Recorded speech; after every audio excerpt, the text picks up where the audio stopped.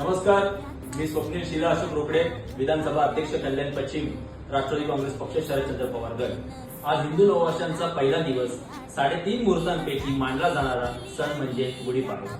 भारतात व विशेष म्हणजे आपल्या महाराष्ट्रात हा सण खूप मोठ्या प्रमाणात साजरा केला जातो। मराठी नववर्षाचे स्वागत करण्यासाठी आपल्या घराच्या दारासमोर गुढी उभारली जाते। असं म्हणतात की ब्रह्मदेवाने या दिवशी सृष्टीची निर्मिती केली।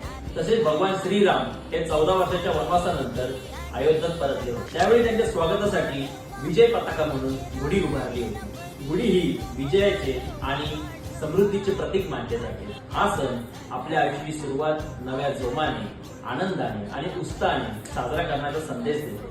मित्रांनो, हे नववर्ष देखील आपल्या आयुष्यात आनंदाचे, भरभराटीचे, सुख समृद्धीचे व निरोगी जावो हीच ईश्वरचरणी प्रार्थना करतो। धन्यवाद। जय हिंद, जय महाराष्ट्र, जय भीम।